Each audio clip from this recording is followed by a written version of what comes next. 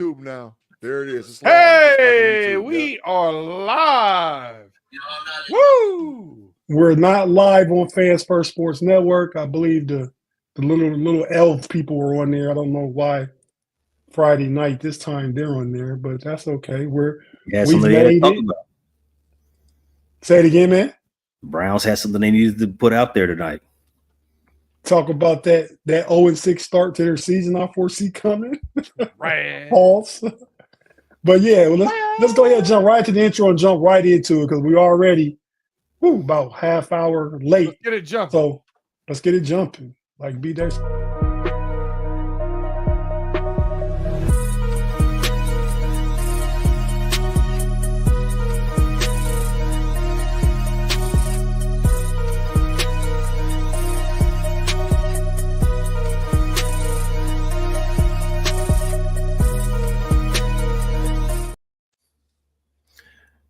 Why is the NBA so bad at not looking rigged?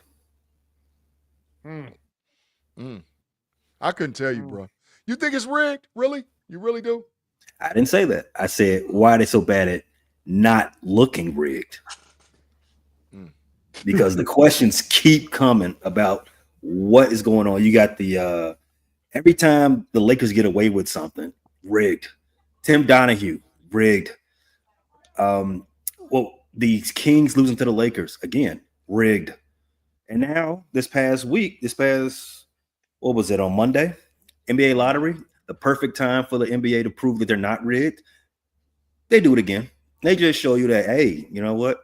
Some things can't be explained.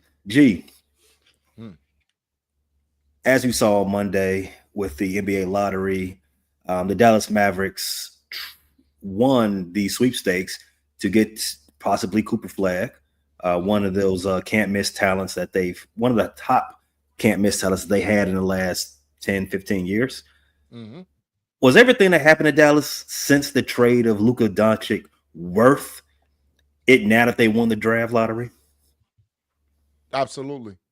Because you can Anthony Davis, Cooper Flag, always down. Kyrie Irving.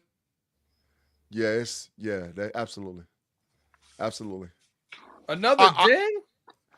Listen, I'm the believer unless Luka will not have an opportunity to win a championship in Los Angeles until LeBron retires or moves on or whatever they're going to do. I don't think he has an opportunity. I don't think LA has an opportunity next year. And if LeBron plays the year after that, I don't think he has an opportunity to win it then. So you're saying LeBron is the reason they can't win a championship? No, it's just that those two guys together don't work as far as the system. The system with Luka's ball dominant, LeBron is ball dominant. Luka doesn't play defense. LeBron is getting older. I don't think LeBron has to be ball dominant anymore, man. Yeah, LeBron had his number. When Luka came, LeBron got off the ball. Well, when the playoffs came, when the playoffs came, that's not how it looked. When the playoffs came, they was trading. Who was going to go get the offense? I don't agree with that at all. I think LeBron got off the ball, no Diddy, and I think Luka's a defensive liability who you can't count on, and so I think that was more it. But go ahead and finish your take, though. I just have to defend the homie from Ohio. And then AD, Cooper Flag, Kyrie Irving. I like that. That's an opportunity for me. And with some of the lively guy they got, Thompson's not done yet. Yeah, they got an opportunity. Yes, he is. We'll disagree to disagree at their tape. Why does the NBA keep doing this lottery thing in the first place? It doesn't prevent tanking anyway, because as you saw, a whole bunch of teams out there were tanking. Washington is forever in a tank mode. The team in your backyard, but they don't ever win the lottery. And so on and so forth. It doesn't prevent tanking. People are still going to tank. And as you saw the last couple of years, the teams in the play-in won the lottery. So what's the point of the lottery in any case? The only thing it brings is theater, which is good for the league. It gets people talking like us in the digital era. And it also brings conspiracy theories, which we're talking about now, which is not a good thing in the gambling era. So you have an idea why they continue doing this in the first place? I think for league parity, I think it's a good idea. I mean, if it's rigged, it's not a good idea. We go back 40 years of the first draft lottery, 1985. The Knicks needed a player, and they got Patrick Ewing in that draft lottery. I mean, LeBron went to Cleveland. D Rose went to Chicago. So I don't know how much I believe in its authenticity if it's just a straight up lottery. But the fact that they did change some things up and make the first three worst teams have the same equal opportunity at getting the number one overall pick, that makes it a little better. It used to be if you finished worse, you had the way higher percentage. So tanking was kind of worth it. But now there's no guarantees. We see there's no guarantees. It's funny this year that the Mavericks got the pick with a 1.7% chance or something like that after they lost Luka, after Nico was looking bad. Nico looked good. You know why Nico is okay and looks good again? Because Tex or Jake or Bill the Cowboy in Dallas, Texas is happy now. And the Europeans are happy. They don't care that Luka's not there from Slovenia. They just happy to have one of their guys there that look like one of their guys. So it works out. And he's the best player. Cooper Flag will be better than Luka in 4 years. He'll be better. Cooper Flag is athletic, can play defense, can block shots, can rebound, can handle, and he's a facilitator. He's everything. Luka's great. Luka's great at putting the ball in the bucket. Luka had a game in the playoffs against Minnesota where he had scored 38, had 2 rebounds with defensive liability. He was hurting them just as much as he was helping them.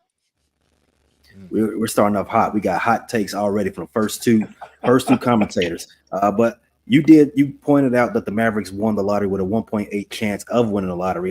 A few other times in which the team won the lottery in which they had seemingly no shot. 2010, after LeBron signed with the Heat, the Cavs won the lottery with a 2.8% chance to win. The next year, Chris Paul got traded to the Clippers. And then you turn around, the Pelicans won the lottery with a 13.7% chance to do so. 2019, same Pelicans, Anthony Davis traded to the Lakers. And that same year, Zion is the number 1 pick after the Pelicans won the lottery with a 6% chance. And as you said, this year, Mavericks, Luka, 1.8% chance. B-Dirt, with that 1% chance to win the lottery, that is an all-time underdog win. What do you think about that? Hey, man, you only need a chip and a chair. That's it. Here's the thing. When you're talking about the conspiracies and all this other stuff, there's representatives from all the teams that are in the lottery behind those closed doors with Ernst & Young, with people from the league. The idea of keeping all of that under wraps and rigging the lottery is probably very slim to none, and Slim left the building. The issue is there's always been other things. There's been weird things happen in the NBA, and then you have the Tim Donahue scandal, and that was a huge thing, right? Gambling, point shaving by a referee. So then I think it all heightened. But as far as like big upsets of that 1.8, give it to us. Big upsets happen, man. Yeah, facts. They happen in sports all the time. They happen in gambling. They happen like I put in some 12-team parlays. I hit one a while back. They're fun. Be dirt. What are some good upsets? Pocket tens versus pocket aces, and you go down every once in a while. Sometimes you get cracked over the head. What are some good upsets that won? B Dirt. Wait, a top 5 off the top of my head? Let's go. College basketball has 2 right off rip. I gotta mention, right? You got the 83 NC State Wolfpack over Phi Slamma Jamma, Houston.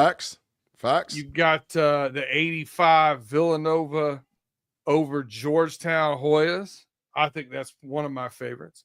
I I would be remiss with all this maize and blue around me if I didn't mention App State beat Michigan in the big house. I think everybody always goes to do you believe in miracles? The 1980 U.S. Olympic hockey team. Facts.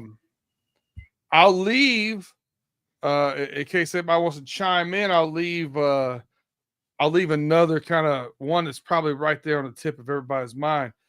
And I'm going to go to another place because 1.8% on this lottery made me think of gambling. And Tate and I met each other through playing poker. So I'm going to go back to when the World Series of Poker went mainstream for the first time.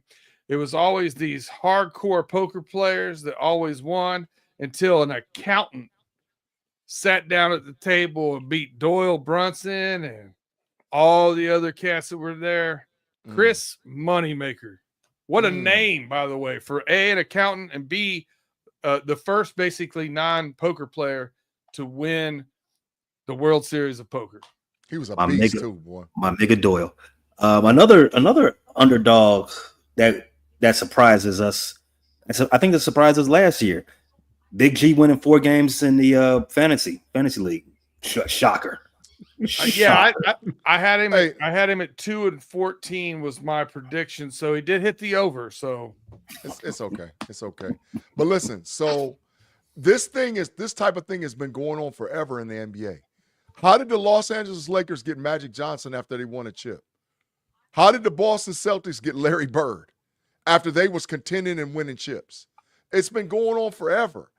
So you agree it is rigged? The NBA is rigged. No, it's not rigged, but the way that it's set up is that that the players seem to end up in the place where they need to be to continue to make the market what the market needs to be.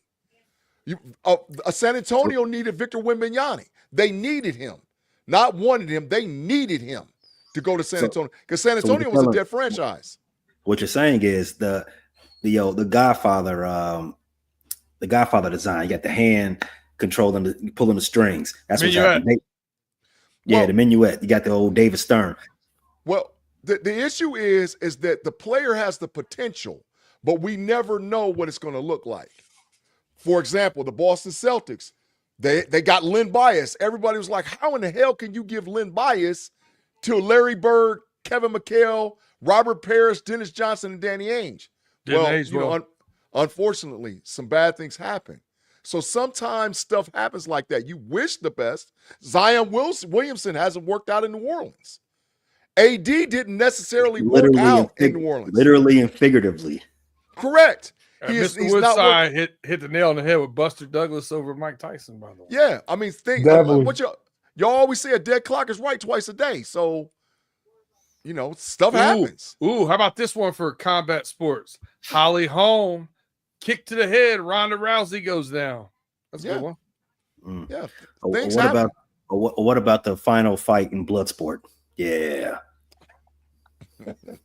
I know Dallas was the big winner that night, but like Tate said, so was Nico. He was the wrong number. He was the wrong number away from getting fired. They'd have said any number other than top three, because they had to win a coin flip to even get to that position. But if he was the time on his employment in Dallas was ticking definitely away. But in fact, I still don't think he's off the hook. In my opinion, he shouldn't be allowed to draft anyone this summer. Because are we sure Nico was even going to draft Cooper Flagg? If he don't, he should be fired immediately. Guarantee they already said they draft. They had a trade conversation for Giannis. They said we're gonna. All teams do that thing. Like, well, we haven't made a decision yet. That's what he's saying right there. But my question is, Nico has done so much BS in the last 4 months. Take him out of the equation altogether. That's where I'm at with it. All he did was traded Luka. Oh, I was 12 years old when the Dodgers beat the Oakland A's. That walk-off homer by Kirk Gibson. That was a great one too. Yeah, that's true. That's true. I see in the comments Gavin Anthony Nico Harrison was awarded for making the dumbest deal in NBA history. There's been some other dumb ones. I don't know if that one's but still, the dumbest. but even at that, I don't know if I disagree. But the NBA said, "Oh, thanks, Nico, for trading Luka to the Lakers, another major market. We'll take care of you, buddy." Yeah, that was it helped everyone involved. That's why we come back to the top of this conversation. Is the NBA rigged? Everybody got something that helped them look better. The history of the NBA has always been predictable, right? The best players, like you were saying, G, the best players get rings, and in some cases they get a lot of rings. The best teams always find a way to win, and in some cases they win for an entire era. But now the NBA is in a parity era where it's more difficult to guess what's going to happen. Come those warm months, right? Like we're in now. We've already talked about how there's been no repeat champion since the Kevin Durant Warriors, but now this season we've got upsets galore in the playoffs. Gee, I'm coming to you, my dog. The Knicks, for all those waiting for me to pay off all those bets I lost to G, I bought my way back. I don't know if you noticed, but I was close to 2 hours. I had fought my way down to about 45 minutes. I just knew the Knicks was not getting to the Eastern Conference Finals. And now look at me. Now look at me. I'm salty right now, G. They are currently up by, 40 points. It's 92-53. They're beating the brake shoes off of them. Kicking the teeth in of those Celtics. Though Knickerbockers are I'm going to call it. I'm going to call this fight early. They're headed back to the Eastern Conference Finals for the first time in 25 years since the Allen Houston era. That was when I liked the Knicks back then. That was my dog. Me too. Allen Houston was my favorite player. And no, you still like the Knicks. But yeah, I'm a secret admirer. Yeah, I am. Oh, so now you're a Cavs fan again. Oh yeah, I'm a Cavs fan because I'm not going to trade back. I'm not going to trade back. I let him go. I said I was done. I'm over with the Cavs, but I'm a secret admirer. But as the Knicks, I guess, appointee on this show, is this feeling right now for Knicks fans the best feeling they've had since right before the tip-off of Game 7 of the 94 Finals? Absolutely. 100% facts. They actually have an opportunity to get to the NBA championship. And this is like an old school rivalry. Indiana Pacers, New York Knicks in the Eastern Conference Finals. Oh, this happened multiple times. So they're looking across the room and they're like, hey, we can drill Indiana. And I think that they have a real opportunity to do that because they're the anti-Indiana. They're the anti. Indiana likes to play real fast pace. The Knicks want to play tough, man. You know, I saw, man, Josh Hart, man, he got towed up the other night. Blood was gushing everywhere out his head. And they taped that dude up, said, get back in there, bro. So like, the Knicks got a shot. I'm not saying that they're going to make it, but they definitely, this'll, like you said, Pay, the last time they had an opportunity to win a chip is like you said, Game 7 against the Houston Rockets, and they blew it. John Starks went 3 or whatever, you know. He was terrible. John Starks is top 2 and not number 2 worst players I've ever seen in my life. But G, I got to stop you right there. You said this is the best feeling Knicks fans have had since 94. You know they went to the finals in 99. So they was going to get smoked. No Patrick Ewing. Marcus Camby was on one leg. They had Larry Johnson's back was jacked up. It was over. They was going to get smoked. San Antonio was going to beat them down. But do you not remember that 4-point play in the Eastern Conference Finals? Yeah, I remember the hook. Now, come on, now I know. That was huge for him. But bro, right now they looking across the way and they like we could take Indiana. What about Linsanity? No, get out of here, man. Come on, man.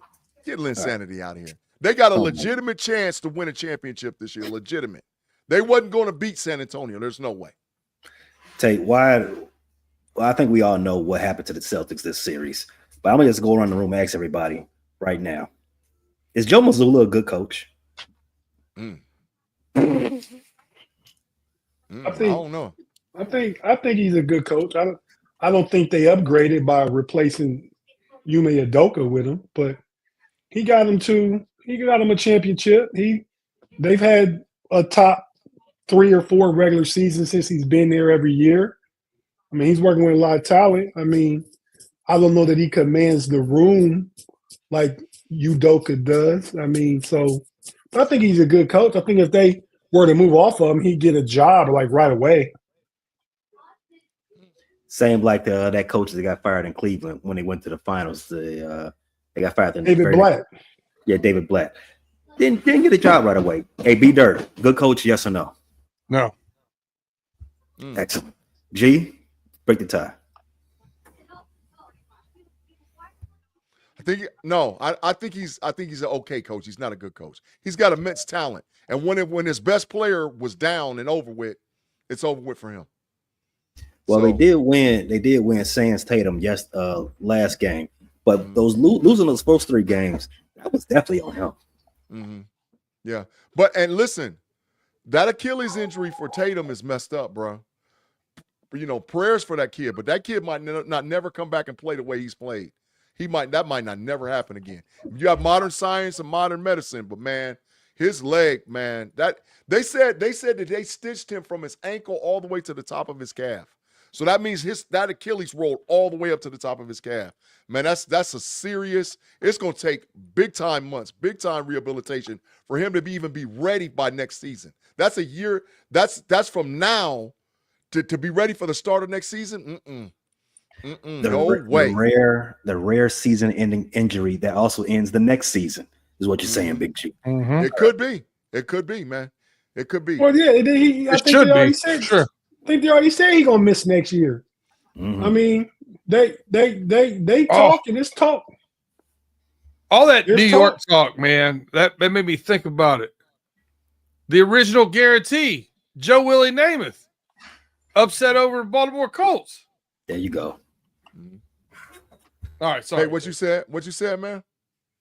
No, there's talk that they could look into trading Tatum. I mean, yeah. I mean, he's sitting out a year. I mean, Boston is like one of those, what do you call it, the second tier tax. What's the new tax thing now?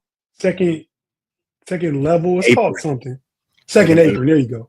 Mm-hmm. Second apron. And, you know, if they're going to be down next year without Tatum, they could look into making some moves and building around number one Celtic, Jaylen Brown. You know, I mean, they got some good young players, but they could still get Tatum's 26 years old, come back from injury. I think today's, like Big G mentioned, I don't know if he was going where I'm going with it, but with today's modern science and, you know, just everything that the medical professionals are capable of, I think Jason Tatum will be all right. You know, Kevin Durant came back from a similar, and he's still getting buckets. That was 6 or 7 years ago. That type of injury leads to further injuries as you continue down with your season. I mean, continue on with your career. As you've seen with Durant, he's been hurt damn near every season since he's got that initial Achilles injury. And he's still getting buckets. He's like 37 now, and somebody's going to trade for him for a contender. He's still balling. He's 4 years older than Tatum was when this injury happened. Yeah, and the point I was making, not to say that your career is kaput, is done, or that you're going to be like Isaiah Thomas when he tore his Achilles. Saying that this injury is going to affect the rest of your career in some way, shape, or form. So all prayers up to Tatum for a speedy recovery, and let's hope that he becomes the Boston $1 Million Man. Just fix him back. Hey, Pay, I think Mr. Woodside over here has got a really nice question. I'm interested to hear your comments on it. Says no. 10 he says, do you think Durant is done winning chip? Yes. Durant won those first 2. I don't want to put an asterisk on nobody's chips, but he won those first 2 the easy way, right? Ever since then, he's been with super teams. How was it the easy way? I mean, because he's the guy. He didn't just go win and ride coattail. He went to Steph Curry team and was the man. He got them there. He's been on super teams his entire career. How many games did they win the year before he got there? 73. Okay, so he So did they win a chip? No, they lost to Cleveland. Lost to Cleveland. Was And that that's the one when where they they were got up 3-1 and lost? And that's when they got Durant and they won 2 straight against Cleveland. LeBron had the code. LeBron broke the code. And the only reason they won in 15 because Kyrie and Kevin Love was hurt. Then they did come back and win in 16. And let's go get Durant. They went to Durant in the Hamptons. Yeah, KD went to a team that was better than Golden State. Probably they lost a 3-1 lead themselves to Golden State. He was beating them. Then Russ might have shot him out of it. So, yeah, he went to a team that they should have beat the year before, but he's the reason. Both finals he was in, he was the MVP. That's why the other day we were talking, Mod said that if Steph wins another one, is he top 5? No, Steph's not top 5. He was never the man on his team that won championships the last time. All right, so the answer to that question is yes. He's done winning championships, and he was done when he got that Achilles injury. Let's move on to football. As we said. Hey, what round did he get that Achilles injury in? I mean, this is open for interjection. I'm just asking the question. You say something, I can respond, right? What round did he get the injury in? That's finals. Well, actually, the initial injury came in the second round. The calf injury. Yeah. Right. But the Achilles was in the final, so he got him to help get him there again. But go ahead. I'm sorry. Football. NFL schedule were released. Another day in the NFL proves that they are the king of all things this sports related. So they take over the day by doing absolutely nothing. Shout out to you, Claude. Let's talk about it. What primetime games that doesn't involve your team are you most interested and excited about? And while you would think about that for a second, I'm gonna throw out some stats. Kansas City Chiefs, everybody's favorite, the new America's team, whether that's infamous or you like them. They have 9 primetime games. Seven games starting 7 p.m. or later. Wow, really? They do. So it's gonna be tough on them. Tough on them to be again. I said 2 seasons ago. I think this is it for Kansas City, and they keep coming back, right? But they even put it Jaguars on Monday Night Football. That's crazy. It's ridiculous. Who wants to see that game? I mean, we're all going to watch it anyway, but still. B-Dirt, not involving your team. What game are you excited about? Is it the Kansas City Chiefs versus the Jacksonville Jaguars? Oh, man, it's week 1. Baltimore Ravens at the Buffalo Bills. I mean, I think that's a great one. Yeah, that's a good one. Rematch. Yeah, definitely. I mean, I understand.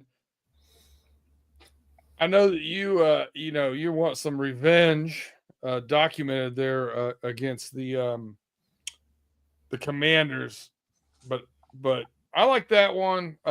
Philly has a good one. Going to Lambeau, I like that one too. Those are my 2. Those are your 2. G, I got a double question for you. That same question, and keep it quick. But I also have a second question. What would a Cowboys record be? 9-8. 9-8. What game are you excited to see?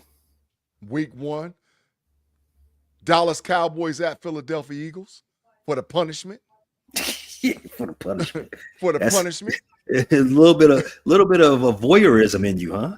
Yeah, the Philadelphia Eagles is gonna beat the brake shoes off the Dallas Cowboys prime time. First week off the back, they're gonna beat the brake shoes off of them. And they're gonna show the reason why the Dallas Cowboys ducked the one position that they needed to fix. And he's trying to tell me that Javonte Williams trash behind is gonna run in and make a difference playing running back. The Dallas Cowboys can't run the ball. I don't care if they try to run by committee or whatever. Philadelphia is going to pin their ears back, and Steele, that plays right tackle for them, is going to have a long day at work because they're going to try to kill Dak Prescott. They're going to try to kill him because they got 2 corners, Quinyon Mitchell and Cooper DeJean, that can hold up all day and night. So they're either going to be in press man or when they get tired, go to cover 2 or cover 4. That's the only defenses they're going to play all night. And the rest of the time, they're going to say, go get Dak Prescott. until Dallas shows me that they can run the football, the Cowboys is in trouble. They in trouble. Hey, same question. What game that's not including the Steelers are you most excited to see? And after your answer, we'll take our break before we get to our largest topic of the night, our big topic of the night. I'm with Big G, but my favorite game is not the Cowboys versus the Eagles. It's the Thanksgiving Day game between the Chiefs and the Cowboys, and for the very same reason, I want to see the punishment. What the? I mean, it's just it's Dallas fans, man. I mean, it makes for good banter on the Know-It-Alls podcast. We go back and forth about the Steelers and the Cowboys. I don't think it's a primetime game, but I said on the show the other night on the Steel Curtain Network to pump your brakes. My number one Steelers game, I don't think it's prime time when they play the Bears. But again, for the punishment, I mean, when you got your homies, you got your bros and stuff like that, and they talk a lot and they interject themselves into what your team got going on. So that's why it's always the Browns too, because the Browns fans is always talking like the little elf in the ear, right? Go do this and that. So. But this year, it's the Chicago Bears in Chicago. Looking forward to that game just to see what happens. And this is solely between me and you. That involves your team. No, but I was just saying. I said my primetime game doesn't involve my team. I'm just saying my other game would be that. And I already put out there to the Steel Curtain Network that I know we got a nifty 50 on it. You know. Because I want to. We always do something, don't we? I mean, well, hey, all right, that's it. Chiefs Cowboys, Thanksgiving Day. Chiefs Cowboys, Thanksgiving Day. All right, we're at the halfway point.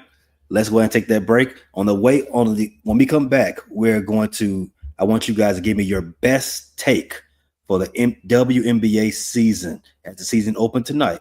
Your best take for who's going to maybe win the championship, win the MVP, whatever. Your best take on the other side of this break. Thanks. If you watch it live, we'll be right back. You watch it, you listen on audio, check out what our advertising partners got for you, and we'll be right back on the other side of those ads.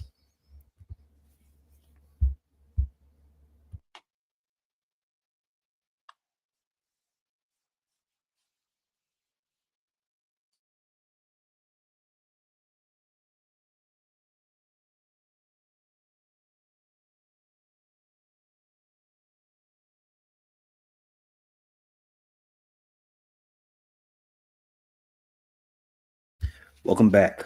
So, you all got your homework assignment? Mm-hmm. The WNBA season did tip off tonight. My favorite squad, the Minnesota Lynx, beat the brake shoes off of the Dallas Wings and their brand new toy, Paige Brucker, the ballyhooed rookie out of UConn. Really smoked them, right? And my take, Minnesota is going to get what was stolen from them last year. They're going back to win the championship. The most decorated team in league history is going to be the first team to get five chips. B-Dirt, your take for the WNBA season. I like New York to repeat. I say that, but I preface it with this. I think the most improved team in the league, it's going to give them a run for the money, along with your Lynx. I do like them as well. I like what the Fever did. They added some players there, and I think part of Caitlin Clark's game, everybody focuses on the 3-point shooting and all that stuff, but the assist and the passing and the facilitating, I think she's really good at. And now I think she's got some more pieces that can finish, especially around the hoop. I think you're going to see a quite an improvement from them, and I think they're going to be one of those top 4 teams in the league. Oh, I agree with you there. I think when you say most improved, an argument could be made that the Aces are a much improved team as well. Gee, you're shaking your head. What you got? Because Aja Wilson going to win the MVP, and the Aces going to win the chip. And I'm cheering for Minnesota, but the Aces is rough, boy. You know what, G? Let me stop you. Let me stop you right there. You were already on probation of being a Lynx fan, and you started off very, very. Watch yourself, G. Hey man, Aja Wilson, she's the best player in the freaking league. I won't argue that. About? I won't argue that, but just watch yourself, G. Watch yourself. And her shoes are fire, G. They the best female basketball shoes since the Swoops. They fire, man. But Aja Wilson's the best player in the league, and that team got better. The Aces, bruh, is not to be played with in 2025. The Aces is not to be played with. I look for them young ladies to win a whole bunch of games. It's funny that you say this because I remember talking to WNBA with you all last season, and I tried to tell you that Jewel Lloyd, who is the big addition to the Aces roster this year, I tried to tell you that Jewel Lloyd is a top 5 to 7 player in the league. You did, and you are gonna be down, but now you've come around. I'm glad to see you come around to her. Jewel Lloyd is a beast, and now that she's putting up with Aja Wilson, it's gonna be tough in Vegas. Tate, don't get fined. You're on mute. Yeah, you guys took all my thunder right there. I was going with the Aces. Because of some of their additions, some of the moves they made. So I'm gonna roll with the Aces, even though I like what Indiana did too. I'm kind of like B Dirt said, New York and Indiana, and I'll say the Aces in Indiana. But the Aces is my top pick. I'm going to go ahead and put Paige Bruckers out there to win Rookie of the Year, hands down, no problem. And I agree with G. Aja Wilson, MVP again. Beast, man. Though Caitlin Clark could give her a run for the money for MVP.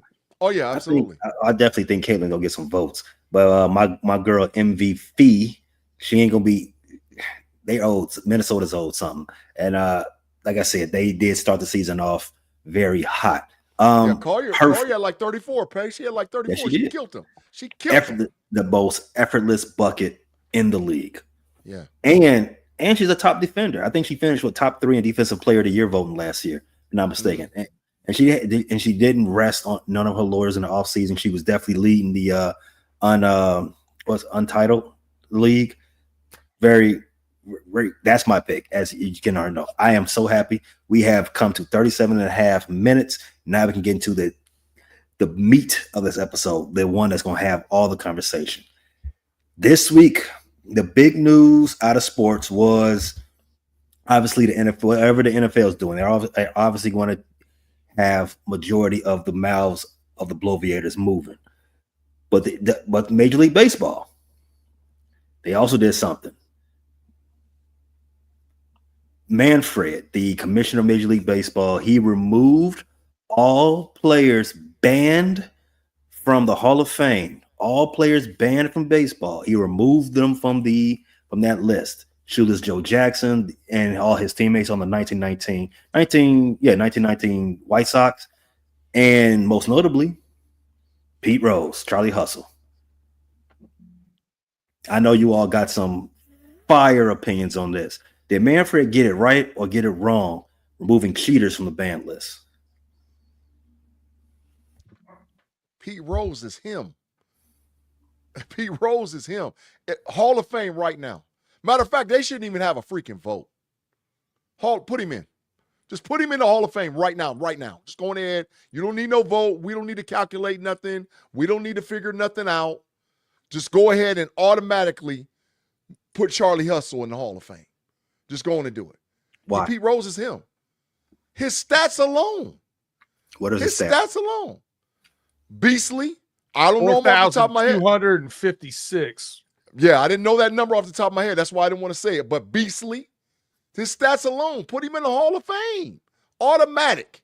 It's not even nothing even to talk about. No ballot, no this, that, and this. Put him in the Hall of Fame. That's the last player. He's the last player to get 4,000 hits, and when I was coming up and watching baseball, it was always, you did the home run chase. But another chase that was always going on is could anyone possibly break Joe DiMaggio's hit streak?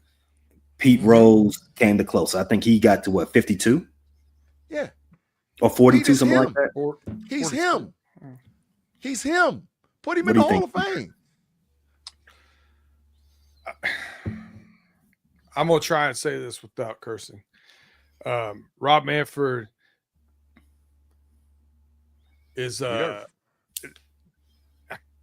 it's petty as hell. It's just petty as hell. The reason why he did it was he waited until Pete Rose was dead. The body is barely cold. It's less than 6 months, and he releases it. Listen, was Pete Rose a great guy? By all accounts, no. There's a lot of, you could dig up a lot of dirt on him if you want to go searching the internet, but you cannot write the story of baseball without him. When you talk about the Hall of Fame, that's kind of the definition for it. Now, if you want to start cleansing the Hall of Fame because of people's indiscretions and all those other things, okay, go get Ty Cobb out of there. Go get a whole bunch of this racist. There's drug users. There's all kinds of things in the Hall of Fame. If you want to start, if that's what you wanted to do, and you wanted to be holier than thou, no, listen. I get it. Gambling on baseball. It was never proven that he did any point shaving or bet against his teams or any of those kind of things. You can't listen. I'm cool with making him wait, but he should have been alive to see his bust. And it's a sad thing that he's not. You can't write the story of Major League Baseball without him. Manfred should have done this 10 years ago, 15 years ago. So the conversation that from the bully, again, in your backyard, the bully in your backyard, that he's saying MLB owners should be, well, not owners, but the people who vote should be ashamed of themselves for not having Pete Rose in the hall, and he was going to pardon him. Two-part question. One, does a pardon put him in the Hall of Fame? And two, do you think he should be there? Are we talking about Pete Rose specifically? Pete Rose specifically. Well, yeah, Pete Rose should have been there. I agree with B. Dirt. He should have never been banned. He bet on baseball. He bet on his team. He didn't bet for his team to lose like he was throwing games. He bet on his team to win. And as far as Manfred, the commissioner, the original question was, did he get it right lifting bans? Yes, he did. Because like B. Dirt addressed, if you want to clean up the Hall of Fame, then go back and clean that thing up. We can Google stuff about a lot of players in the Hall of Fame now and see a lot of their bad indiscretions and get them out of there. But they don't do that. They're selective about who they've chosen to essentially blackball and not put into the Hall of Fame. So I think it's due time. It's just due that some of these players are getting in. And I wonder how that affects guys like Barry Bonds. I think Barry Bonds should be in. Barry Bonds was a Hall of Famer way before he went to San Francisco and started getting the big neck. Barry Bonds probably had won 4 or 5 MVPs before that time. Little Neck Barry was bad. Little Neck Barry was, let's say it right, B. Dirt was a badass. Yeah. For sure. All they have to do for guys like Sammy Sosa, Mark McGwire, and Barry Bonds is just say it was the steroids era. That's all they got to do. But still put them in the Hall of Fame. Put them in the Hall of Fame. I guess I'll be the one to disagree with everybody. On a few points. Here's why. One, because you're a contrarian. And two, because we have to do content, right? There's a certain aspect of that. The people that, if B. Dirt, you brought it up first, if we want to go back in time and start legislating behavior, you can take that Cobb or whatever, whoever you want to, Mickey Mantle, say a name. Babe Ruth. Start with him. Start with Babe. I don't know why you want to pull Babe out the hall, but that's the point. If you want to start taking people out for being bad people, fine. Pete Rose still doesn't get in if that's the case. But here's the thing: what make Pete Rose, and Shoeless Joe and the rest of his teammates different. They broke the cardinal rule, the most valuable rule in all of sports, the third rail in sports. You cannot gamble. Tate, you said, well, he gambled on his team to win. You don't know that to be the case, because for decades, he said, I never gambled. I did not do the thing. And then 15 years ago, he just admitted that, okay, I did gamble, but it was only on my team. How do you know he's not lying still? How do you know he didn't lie? How do you know that he didn't gamble on his team to not win? You don't know. Therefore, you can't have him in, especially in now where you are actually your biggest partner in all these leagues is gambling books. You cannot have players that are tied to fixing games, whether for the good of their team or not the good of their team. You can't have it whatsoever. Jonte Porter, he's probably going to see jail time for what he did. There's pay. Just because he bet doesn't mean he was part of fixing the game. You don't know that, but then you still don't know that, G. The implication is there. You can't even have the implication. Did Michael Jordan bet? Is Michael Jordan a gambler? Is that what you're asking me? Is Michael Jordan the biggest gambler in all sports history? Probably. Did he bet on different things like NFL football, like baseball, like different stuff? He probably bet on basketball games. You're damn sure he did, but he didn't bet on the Bulls. Jordan is labeled the greatest player ever. Don't know. I don't like. He didn't get caught. Facts. Like there you go, Dirt. Facts. I don't like what you're insinuating there, G. There's no hard data to say that Jordan fixed any basketball games or bet on any basketball games. He did gamble. He does love to gamble. We do know that. None of that is against the rules of the NBA betting on other sports. You can do that now. Ohtani was doing it.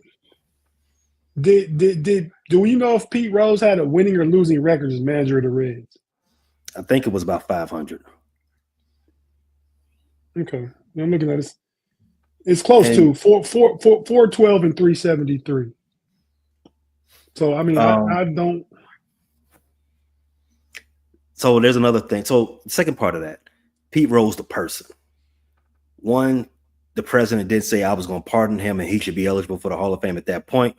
Well, pardoning somebody for being convicted of tax evasion has nothing to do with being eligible for the Hall of Fame. That's two totally different things. I don't know if our president knows that. And the second thing, there has always been these rumors about Pete Rose and underage girls in the clubhouse. Blah blah blah.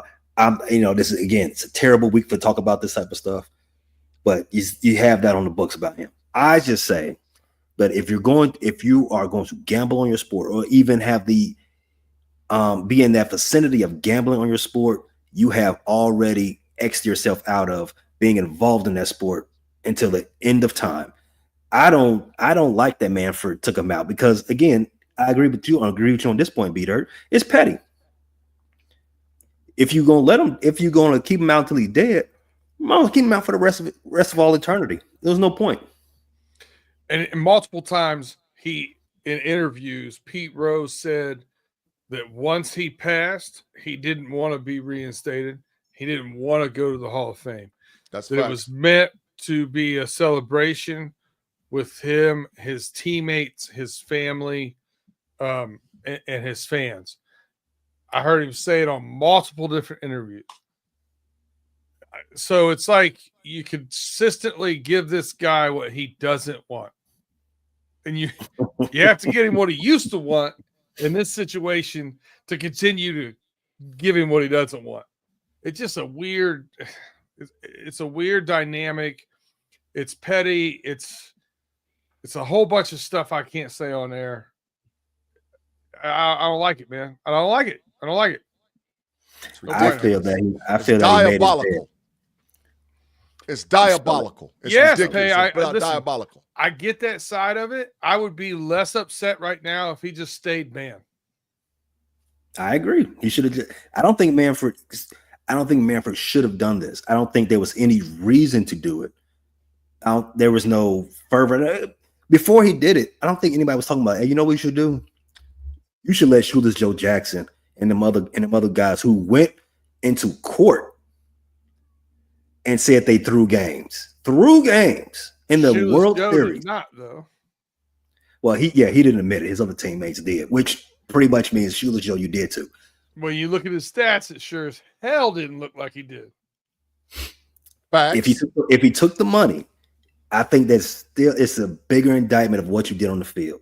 You can't take money to throw game. You can't take money from gangsters to mess up the outcome of the game. But Rose didn't do that. Rose didn't do that. The game. Woo-hoo.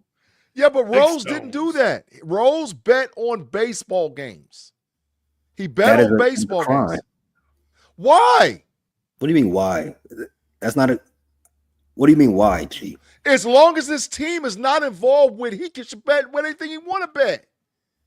What's the deal? What's that? Where's that a crime? That he's not going to jail for it. He's not going to prison for it. Well, that's not a crime. But that's not a crime. He bet on baseball. It did not involve his team or any team that his team was playing. So it's irrelevant. I bet you if they go back and vet so many players, including Mr. One, Michael Jeffrey Jordan, they bet on all kind of stuff. Man, there's been so many players that have gambling issues in sports. It's ridiculous. It's ridiculous. It was never a crime. Never, ever a crime. Yes, it has been a crime, and that's a straw man argument, G. That we'll get to it another time. What's the guy's name? We all, I'm sure, Henry Hill, Goodfellas, you know. Yeah. He put on some kids. What was Boston College's basketball program? Facts. He took some kids down falsely, saying that they were working with him to fix games. So you can't take. So sometimes you gotta take money from gangsters. Just what they say. I mean, so it's kind of all over the place. So I think some of the only thing you can do is look at their resume on the field, because the truth is we don't know. Well, he admitted it. There you go. On the field. I'm sorry. What'd you say? 1919. He admitted it to betting on games. So he did later. 1919 World Series. Shoeless Joe Jackson had 0 errors, had 5 outfield assists throwing people out, had a home run, 6 RBIs, hit 375 with a then World Series record of 12 hits. Come on, man. Those numbers. Put him in. They played 9. They played 9 games in the series back then. Juice numbers. It was a record at the time, and he hit 375 with no errors and 5 outfield assists. Put him in the Hall of Fame. Come on, man. Thank you, B-Dirt. Come on, man. Absolutely. Did he or did he not take the money? He never admitted it. His teammates dimed him out. But he never admitted it. Okay, so guilty by association then, because a whole denial's 2/3 of the law, bro. Hold on a second, Pay. Let me ask you a question. Wait, hold on. No, B-Dirt. No, sorry, B-Dirt. Sorry. Denial is not 2/3 of the law, G. That's possession. You gotta prove it. You gotta prove it. Yeah, and you gotta prove it. Hold on. That was wild. That was wild. Cats deny stuff all the time. They deny it. Hey, if you give me 10 grand to murder somebody,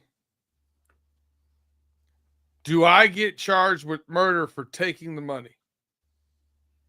Ray Caruth? Yes. Yeah, you do. They can charge you for that.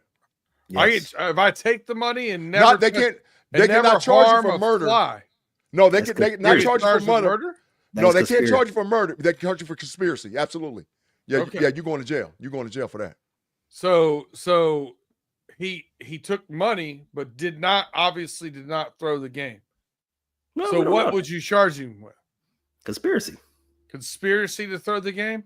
Conspiracy to commit a crime. There's a law that's been on the books since the 1950s, I believe. It's Not 1919. Go ahead. Let me finish this part. There's a law that's been on the books. It's probably been on the books longer than the 50s. I know it became a thing, a big thing in the 50s, because there was a cheating going on television game shows.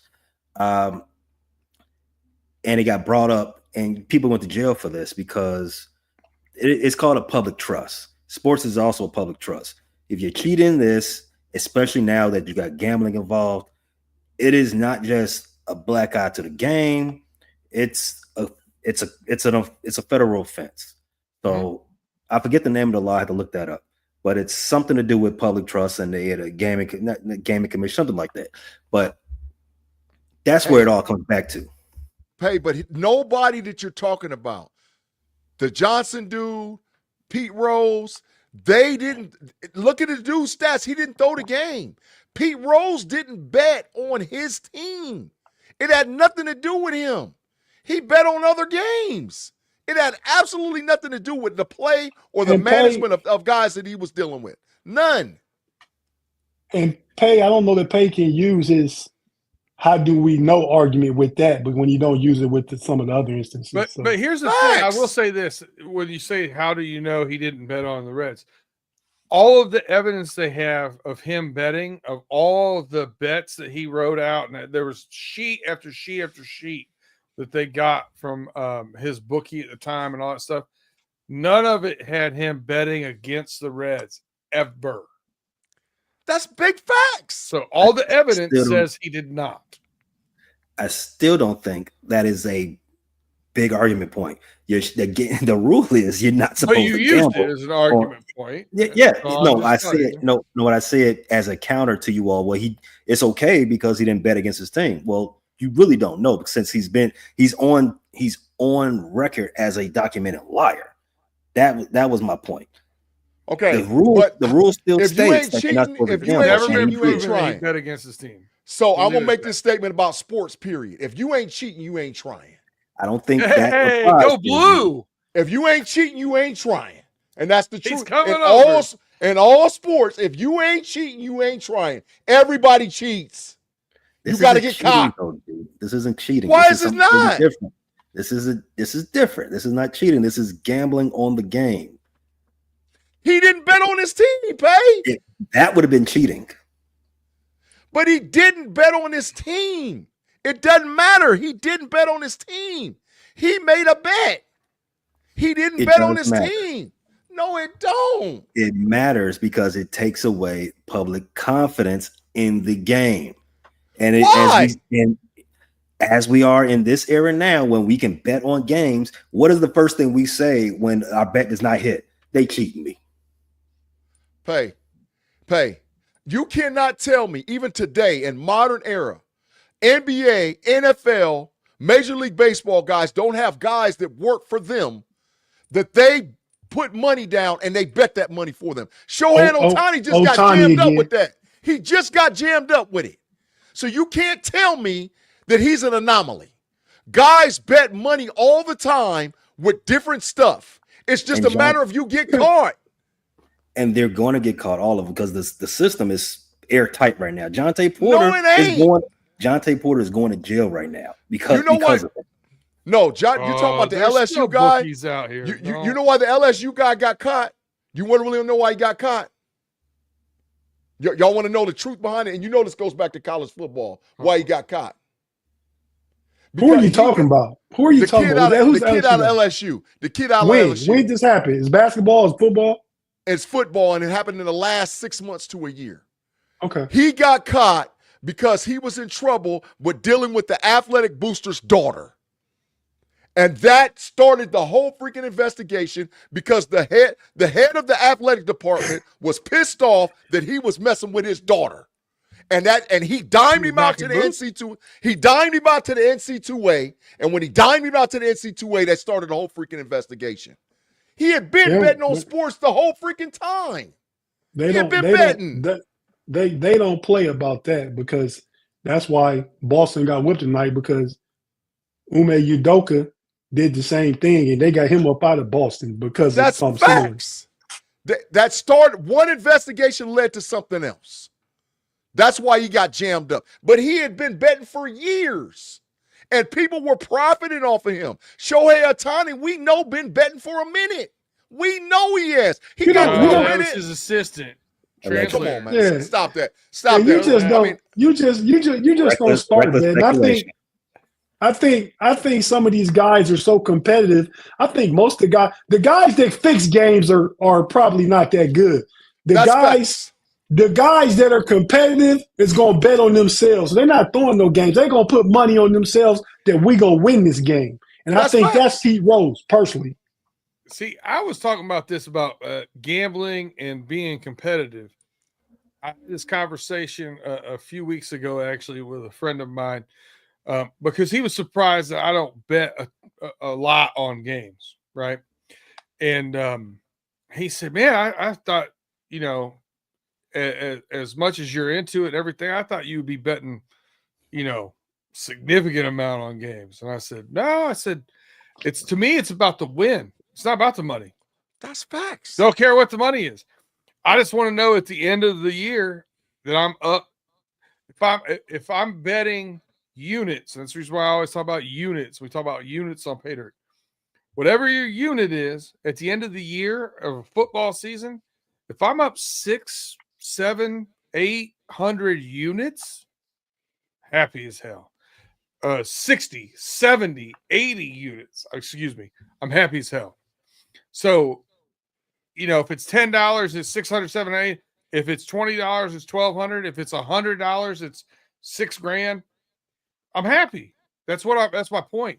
I don't care what the number is at the end of the year because it's funny money to me. It's play money. I'm just trying to win.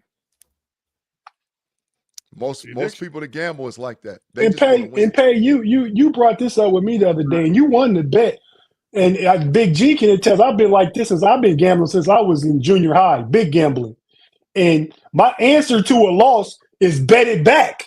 Bet it back. And I do that as net though. That's why I make some ridiculous bets with you. And you said I'm not doing smart things by chasing, you know, good money at bad money after good money or whatever. So yeah. Tilt, Tate. That part. You see me there too. I love the statute of limitation is over with Tate. I'm telling it. I saw Tate win big bread in the bathroom in junior high school, bro, because I was doubling down on the side and getting some of that bread. Tate was in there killing them boys. He was in there killing them. That's what got me hooked in 8th grade. I started homeroom with $2, and me in 8th grade is 1984ish, 5ish. Started with $2 in homeroom. The time I left school that day, I had $228, and I've been hooked ever since. Everybody had bread.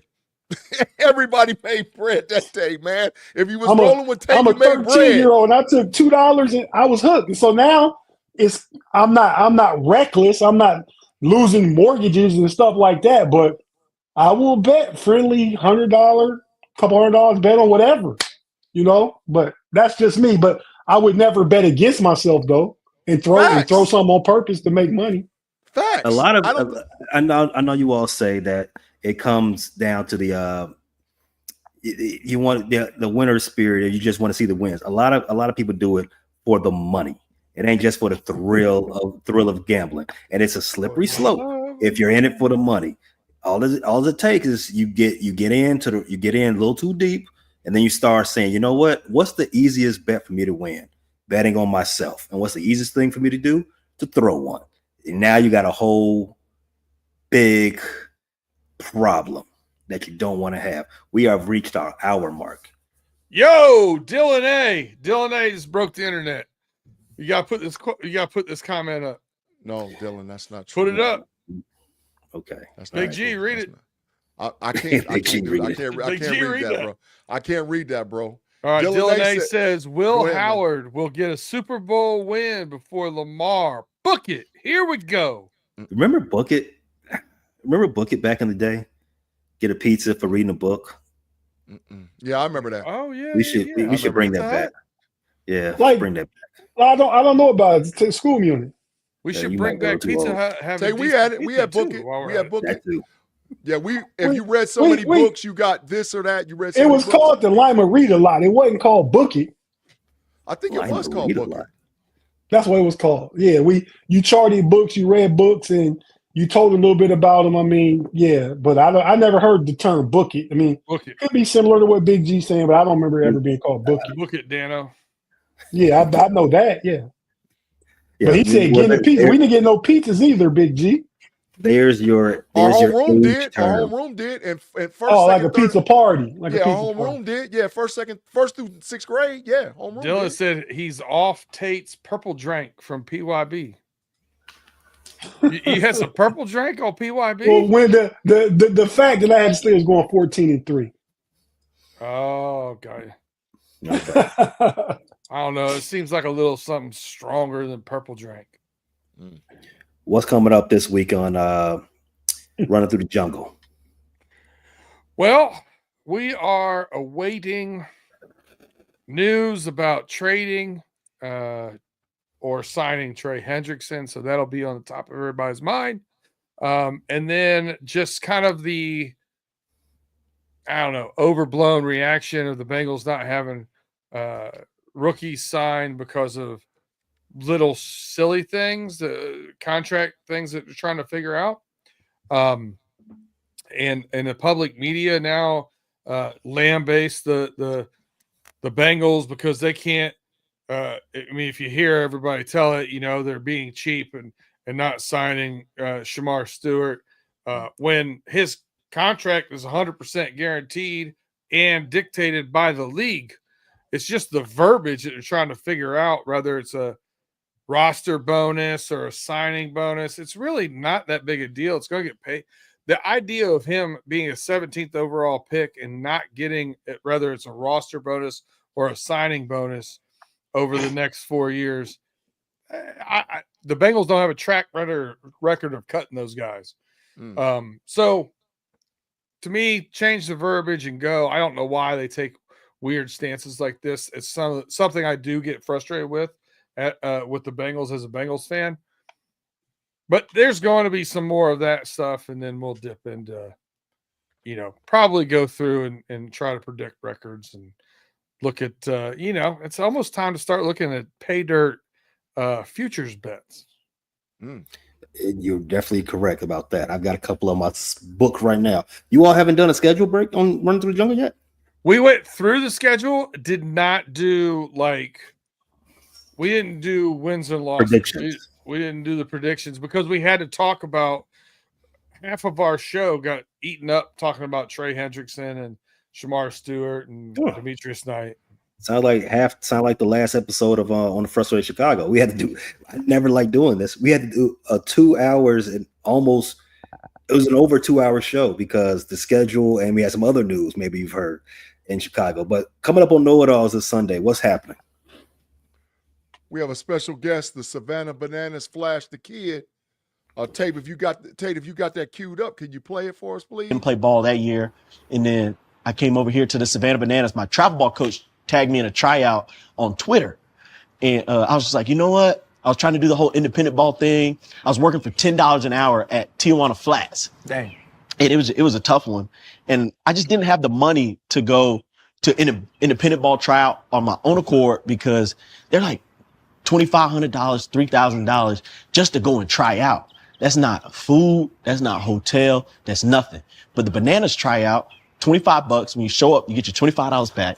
And also the first 10 people who showed up end up getting a free hotel room. I was the second person to sign up. So I got a free hotel room for the weekend, $25 back. So I was able to eat while I was there. I ended up making the team. I tried out as a shortstop. They liked me because I was quick and I had hands. And I've been here ever since. I've been here for 5 years since the One City World Tour. Hold up. Limitless. Niggas to me can't pin in it. Yeah. So big time guest this Sunday live at 6 p.m. The Savannah Bananas Flash the Kid. Man, they're selling out stadiums everywhere. If you guys don't know what travel baseball is, they are really doing their thing. They're the equivalent of the Harlem Globetrotters that travel internationally, playing baseball all over. And it's not as scripted at all. It's they play legitimate baseball, but with different type of rules. So he's coming directly from the Pivot podcast to the Know It Alls podcast, and we're going to have him live Sunday on the show at 6 p.m., bro. Can't wait to see it. It's going to be a good episode. And everybody that's in this chat, if you haven't subscribed to the Know It Alls, please and thank you. The Know It Alls is getting really close to 1,000 subs. Really close. So if you haven't subscribed to the Know It Alls, because really all of us are part of a bigger crew, which is called the Know It Alls crew. Every show that you see, the Frustrated Chicago sports fans running through the jungle, Tate, what he does with the NBA Central guys, what I do at Steelers Almighty, what I do at Level Up College Football Podcast, we're all part of a bigger crew and a bigger family. So absolutely. We a gang. That's facts. That's fact. I listen. I already done put it out there. All of us need to take. We need to put the death row portrait together. Let's go on and put the death row portrait together. Take that picture. We're gonna merge it and put it on one thing. Death row is the Know It Alls podcast. Pay got on all black right now. Yep. Get behind a black background. Take the picture. Get your chain on. Let's get behind a black background. You can usurp his image out the picture and put it on a black background. You just got to have on all black. B Dirt. That's a nice Detroit Tigers jersey, man. Little Mitchell and Ness right here. Batting shirt or it's a jersey? Yeah, batting shirt. Yeah, no, I like it. Okay. And at First Story Chicago, we do run down that NFL schedule for the 2025 NFL season and talk about the news of the week. Apparently, Caleb and his dad had major reservations about playing for the Bears. Also, the Cubs, White Sox, Red Line Series will be in the building, Wrigley Field, on Sunday. Wow. Dylan talking crazy, man. That's enough. Knight Jr. played for the Tigers. What's that? No. That's our middle linebacker, Demetrius Knight Jr. Yeah, for the Bengals. Oh, I saw MLB. I thought not middle linebacker. I thought Major League Baseball. What is it? Tigers won tonight. Officially have the best record in baseball. Facts. That's big facts. Yeah, we didn't. The Reds, real quick, have lost. They won today against Cleveland, but now they've lost. They won today. They did have lost 11 out of 15, so now they've lost 11 out of 16. No, I can't do that math. They've lost a lot of games off the past 15 games. 12 out of 16. The Tigers are 30-15, so we're past the quarter mark in the season. Man, I don't expect them to keep this up, but it's nice to see them playing really good baseball. And the Reds helped you guys out today with that win. Pay making me pay if this keeps up the way it is, I'm gonna have to apologize to you about Javi. He playing pretty good ball since they moved him to center field and put him in a ninth spot. But he got things to prove. Boy, doesn't he? After the past couple of years. Well, I mean, he's a champion. You need those on that squad. The Cubs are 5-5 out their last 10. What's going on with them? That offense. They played the San Francisco Giants and the New York Mets, was it? Yeah, that was it. They lost 4 out of 5 of those games. Well, they dropped 2 series. The Giants and the Mets. They won the Marlins. They beat the Marlins. So it happens. 5 out of 5 of the last 10. I'll give you the news real quick about Pittsburgh Pirates. They started the season by removing Roberto Clemente's number off the Roberto Clemente wall. Mm-hmm. They had a young fan almost died. Fall out of the right field stands onto the turf and almost died and break several pelvis, clavicle. Yeah, it was clavicle. Yeah, it was pretty bad.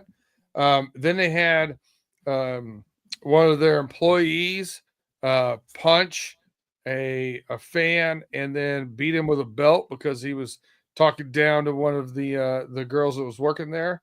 And most recently, all of the Bucco bricks, when they first rolled out PNC Park, they had people paying for bricks and they put them all around the stadium with your name on them and everything. They dug them all up and got rid of them. Yeah, not a great season for them. And they suck. And they're in the last place of the division. Yeah. Well, gentlemen, great show. That is all the time we have for this week. Thank you, everybody, for watching, and have a great Friday night. And as always, Arrest Brett Favre. Mamba out.